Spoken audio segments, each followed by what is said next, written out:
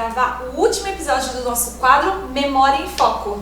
E hoje nada mais, nada menos que o nosso ilustre fogos, artifícios, bombas, explosões, Pastor Carlos Larentes. Ele colocou a gente nesse estreito, mas ele não imaginou que iria chegar o momento dele passar pelo estreito também. Fiquei na mão de vocês. Exatamente. É nossa vez e a gente vai começar aqui com algumas perguntas para contar um pouco do seu período aí como líder da Alma de Cavalo. E a primeira pergunta é: qual é o período da sua liderança? Então, eu tive dois períodos. Eu tive um período em 2005, que eu fiz um congresso, que estava eu, o Jô, mais uma boa equipe trabalhando, e agora de 2016 para cá. Então, o senhor falou agora no comecinho sobre as pessoas que trabalhou. O senhor se lembra de mais pessoas que faziam parte dessa equipe? Dessa primeira? Tem um grupo grande, estava o Du, você, estava a Gabriela, estava o Jô, o Juninho, o Rogério, uma galera grande mesmo, né? A Juliana. Nós fizemos em 2005, foi a primeira grande, né, que nós fizemos no Mar de Cavalo, trazendo cantores de fora, tudo. Então nós tivemos 3 grandes cultos, sexta, sábado e domingo, né? No domingo pela manhã nós fizemos a primeira Santa Ceia, encerramos domingo à noite com a Cristina Mel. Então foi um evento assim muito grande mesmo para o campo de Vila Alpina, né? Então, e ali nós juntamos muita gente, né? Nós começamos a unificar a mocidade, assim, em termos congregação e sede, mais unidas para o congresso. Então tivemos alguns desafios, tudo, mas foi uma benção naquele ano, né? E falando de desafio, durante todo esse período é possível elencar aí um fato marcante da sua liderança? Foram vários quadros, nossa. Eu sou meio assim, né? O pessoal me conhece como pastor meio doido, né? A gente costuma puxar muitas coisas, muitas atividades. Em 2005 nós tivemos acho que o maior desafio mesmo era implantar o sistema de parceria com as congregações. Então nós tivemos muitos líderes de setores, estipulamos que cada setor ia ter 2 líderes de mocidade, regentes, e a sede ia estar na direção geral, né? Mas nós começamos a colocar esses líderes em trabalho contínuo nas congregações. Elaboramos gincanas para poder arrecadar, né, poder trazer os cantores, os preletores. Nós começamos a colocar também, foi a primeira vez que eu coloquei os adolescentes para participar da Alma de Cavalo. Eu acho que foi uma coisa que marcou bastante, porque é a geração que vem posterior, né? Então nós conseguimos trazer, eu coloquei os adolescentes para estar cantando na Alma de Cavalo. Na época, o o Risada, ele regeu os adolescentes. Hoje é um dos nossos regentes, na geral. Ele regeu, na época, os adolescentes neste congresso. E nós fizemos a primeira Santa Ceia. Eu não me recordo se foi feita outra Santa Ceia, mas nós fizemos a Santa Ceia no domingo de manhã, né? Então marcou bastante. Nós tivemos muita luta para realizar, mas marcou bastante, né? 2005 foi bem marcante. Aí depois eu deixei a gestão para o Jô assumiu depois de mim e eu retomei agora em 2016. Né? E o desafio da época agora, um grande desafio. O senhor falou um pouquinho a respeito, usou a palavra inclusive desafio para falar a respeito dessa primeira, né, do trabalho em 2005 para 2006, e um desafio. De quê? De 2016 agora? Desta época ou da... Se o senhor quiser citar das duas. As duas. Dessa época nós já tivemos assim, quando nós assumimos, uma das loucuras que foi feita logo no início de 2016 foi eu colocar toda a mocidade para estar trabalhando. Então nós montamos uma diretoria aqui na sede de todos os jovens, sem exceção. Não sobrou um no banco. Inclusive eu me recordo que no dia que meu pai apresentou a diretoria da mocidade, não sobrou nenhum no banco, né, para ficar como, né, quem seria liderados, né? Todos eram líderes, né? E dali era exatamente o trabalho unificado. Então nós tínhamos essa parte preparando para os dias de hoje, né? E eu acho que o maior mesmo foi voltar a fazer o nosso retiro. Esse eu acho que foi, para mim, foi o maior desafio e que foi mais gratificante o final daquele retiro que foi do ano passado, né? Então foi assim uma coisa que muitos anos nós estávamos sem fazer e nós mudamos totalmente a característica de como realizar um retiro, né?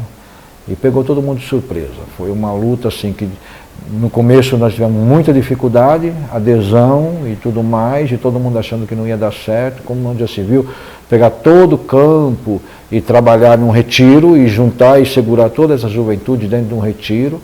Então nós tivemos muitas contramãos, né? Mas meu pai sempre fala que é bom ter os contramão porque mantém a gente na mão certa. Então nós tocamos para frente e realizou o primeiro grande retiro, o Mar de Cavalo, né? Então foi uma benção e isso eu acho que foi o maior desafio que eu já tive, né? Em todo o tempo, acho que foi esse aí o maior desafio. Só eu mesmo ali, né? Aquela luta que quem estava em volta ali para a gente poder definir. Agora vai ser assim, o senhor está preparado? Quer um golinho de água? Que eu vou pedir para o senhor cantar. Ah, é ruim, hein? Eu queria muito que o senhor relembrasse aí hinos dessas épocas, assim. Vou falar que não pode ser recente. O que vocês acham, meninos? De ser da mais antiga? Acho que da mais É antiga mais é mais legal, legal. eu Vou colocar ali no estreito, claro. Assim, são muitos hinos, eu gosto bastante de hinos, e eu tenho comigo assim, o hino, ele faz parte do DNA do trabalho. Então, os regentes ficam até meio doidos comigo, porque eu falo assim, que hino que vai cantar? Eu falo, não sei. No decorrer do ano, no decorrer, é aquele hino que mais marcar, né? E são vários hinos, né? Em 2005 eu já não me recordo. Eu lembro que nós gravamos tudo, né? Mas eu não me recordo, assim, eu sou péssimo para cantar, né? Eu aprendi a cantar na pandemia, né? Todo mundo sabe disso. Eu desafio a banda nossa, né?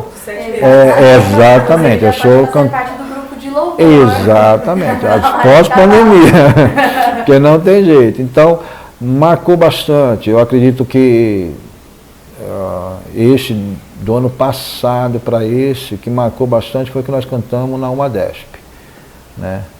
Que acho que marcou bastante. Nós fazemos marcar presença na UMADESP com quase 500 jovens, né? E foi nos aberta a oportunidade para louvar um hino, acabamos cantando quase 3 hinos na UMADESP, e toda a juventude de Madureira, do estado de São Paulo, participou juntamente com nossos 500 jovens cantando, né? Então aqui acho que aquele hino que mais me marcou mesmo, para quem estava ali no púlpito da UMADESP, né? Presenciar aquele plenário lotado de jovens cantando juntamente com nossos back vocais, os nossos regentes. Isso me encheu de orgulho naquele dia lá, e eu acho que aquele hino ficou marcado mesmo, né? Aí agora, para cantar, cara, aí eu acho que, eu acho que essa questão, para cantar, eu acho que melhor aí a minha filha, que aí ela já, essa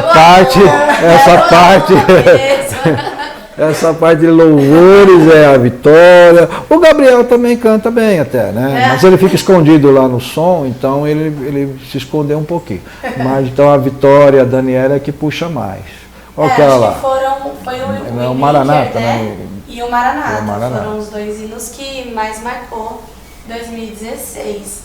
Eu acho que 2005 já era mais pro lado dos Dias de Elias, né, pai? Sim. Da Lauriette. Foi o Ele Vem, teve mais hinos. É que eu era pequena, não lembro muito. Pequena você é até hoje, você não cresceu aí. Eu digo de idade. Pequena de idade, de idade. Eu acho que na época era o Dia de Elias, né? Dia de Elias, foi. Dia de Elias. É porque 2005, eu lembro que naquela época lá eu trouxe a cantora Cristina Mel para cantar à noite.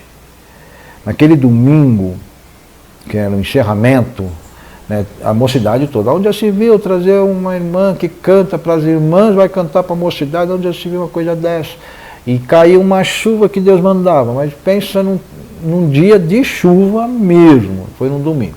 E a Cristina Mel, ela quis vir com a banda, então ela veio com a perua. né, dela do Rio de Janeiro para São Paulo. Então ela veio e aquela chuva, Dutra lotado, e nós, o culto, e ela lá. E nós pegamos a nossa criançada toda e estavam cantando na igreja, porque eles cantavam e subia, culto da família, no domingo, subia. Então nós estávamos com o púlpito da igreja lotado, e toda a parte de baixo da igreja, ali que a gente conhece, aquela parte da banda e coral, lotada de criança, porque estava as congregações e a sede. Acho que devia ter ali, brincando, umas 200 crianças naquela parte de baixo lá, né? E a Cristina Mel chegou por trás lá na igreja, desceu, e a hora que ela ouviu as crianças cantando, ela, não, segura que eu vou dançar. Aí ela desceu, entrou no meio da criançada para cantar. Aquilo levantou a igreja inteira, né? Com a mocidade, porque era um conjunto enorme da mocidade, mais as irmãs, e a Cristina Mel no meio da criançada. Aí foi um fechamento com chave de ouro mesmo naquele congresso. Foi muito bonito, né?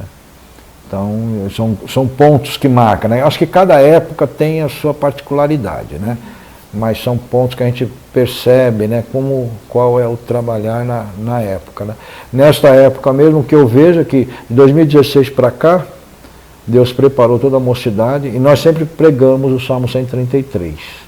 E o ano passado, no final do ano passado, eu falei que nós vivemos o Salmo 133. Né? Uma coisa é você falar e outra coisa é você verdadeiramente viver aquele salmo.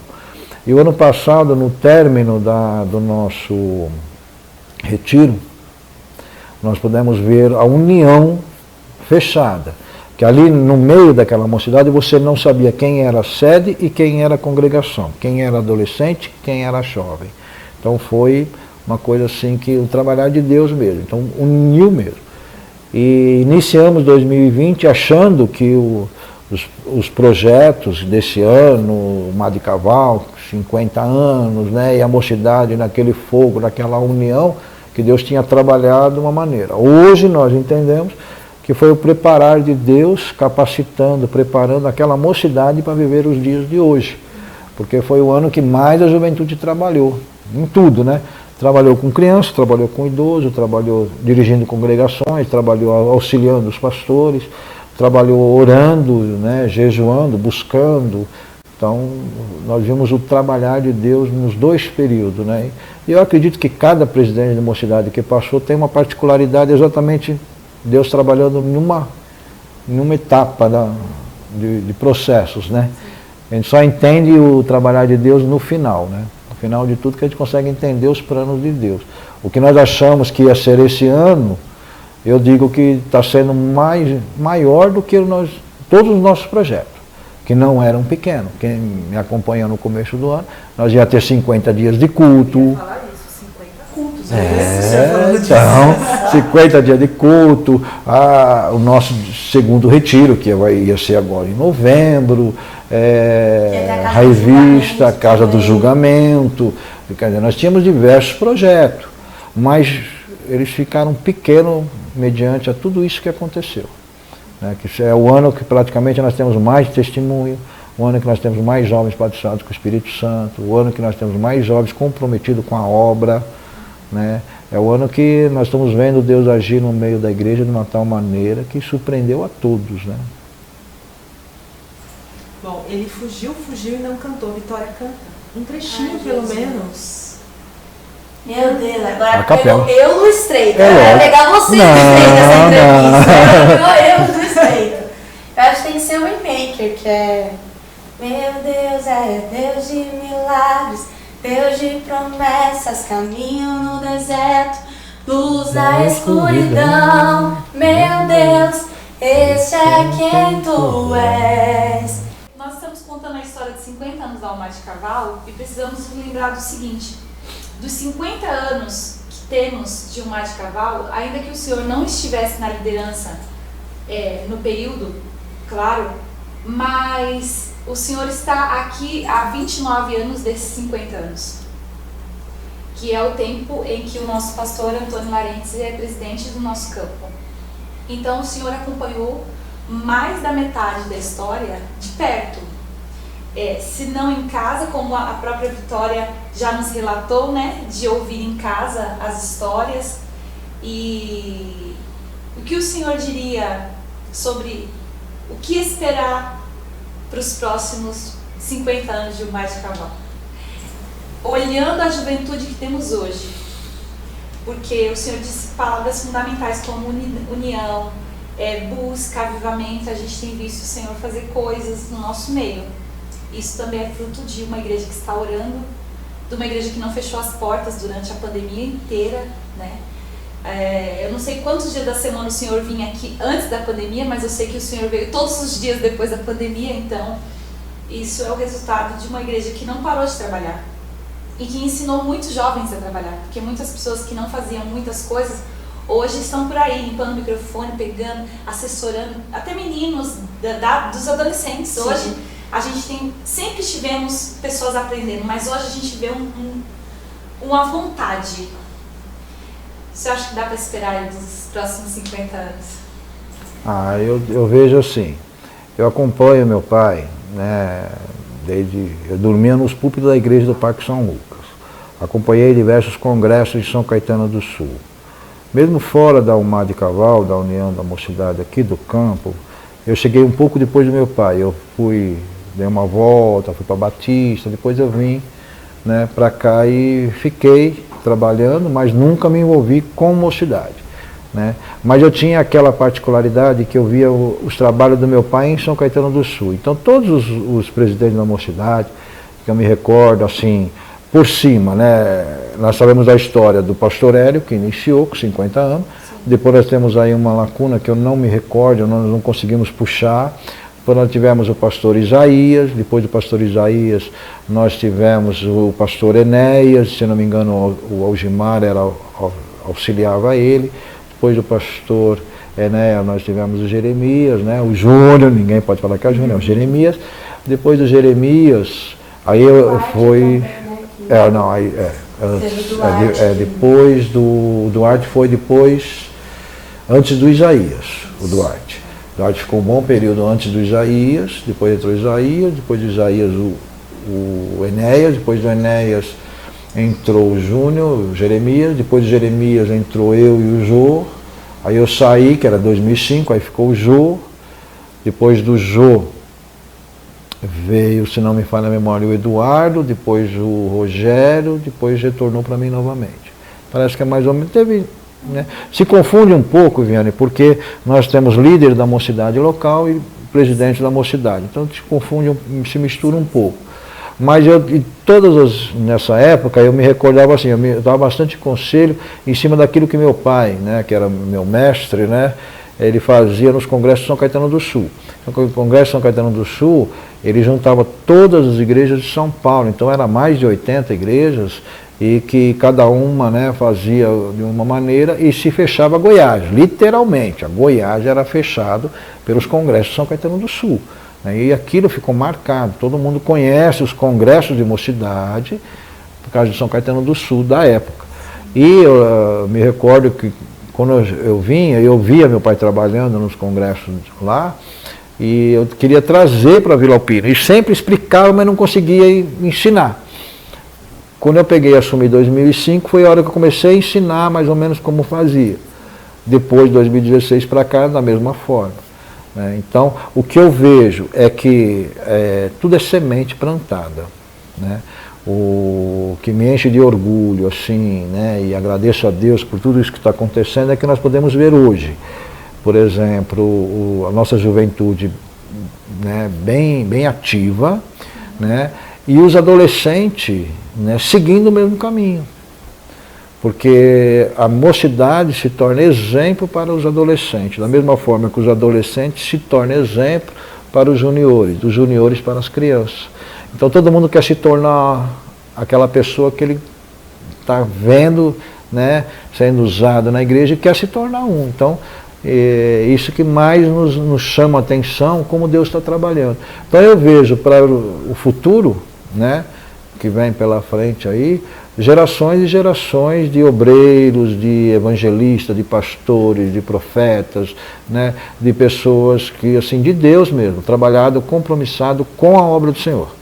Né? Porque Vila Alpina é um celeiro, isso aí não há de se dizer, né? Em termos de música, em termos de palavra, nós já tivemos aqui diversos pastores, presidentes que saíram daqui. Hoje nós temos o bispo Primaz, ele foi presidente do campo de Vila Alpina. Nós temos o bispo de Madureira, que é o bispo Abner, né, do Rio de Janeiro, foi pastor aqui, né? O bispo Samuel, que é presidente de São Paulo, praticamente inteiro, e mais da convenção, corríamos aqui na igreja. Então aqui é um caminho, não tem jeito. Quem está aqui está debaixo de uma cobertura espiritual muito grande e vai ser pessoas, né, que vai ser pequeno, porque o nome de Cristo vai ser maior na vida deles. Bem, e amanhã começa o que, meninas? Já começa o Mate Caval, gente. Amanhã, 50 anos de Mate Caval no seu primeiro dia de congresso. Você não pode perder, gente, a partir das 7 horas nas redes da Vila Alpina. Você procura no Facebook, no YouTube. Se você não pode vir aqui presencialmente, vai lá no canal da Vila Alpina, que você provavelmente vai, a partir das 7 horas, já vai estar lá online para você. Pastor Carlos. Uso de máscara obrigatório. É verdade. Lembrando, o uso de máscara obrigatório. Tragam o álcool em gel, gente. Nada de abraço. Abraço, passeio Nada de de beijo. nada de aglomeração. O Godot cantou, né? Sem abraço, sem beijo. E sem... cantou, né? Acho que é interessante trazer de volta. Eu acho que sim. Bem, pastor Carlos, eu particularmente quero agradecer em nome de toda a juventude também, pela sua gestão, né? Eu fui feliz de pegar a sua gestão, então eu agradeço toda a dedicação que o senhor tem para conosco e todo o aprendizado, porque quem fica perto do senhor aprende. Então, que Deus abençoe sua vida e obrigado por contribuir não somente, né, com tudo aquilo que o senhor conhece, mas também com o seu tempo vindo até aqui e aceitando sentar na frente de nós três aqui, né, Sim. gente? Por Memória em Foco, esse programa que começou sem nenhuma pretensão, né? Sim. Pastor Hélio passou aqui em primeiro, Sim. um dos primeiros presidentes, e agora estamos encerrando com o que está na gestão, né? Então, se você perdeu algum dos episódios, volta, procura na página que você vai encontrar e não perca nenhum dos nossos entrevistados. Encerramos por aqui.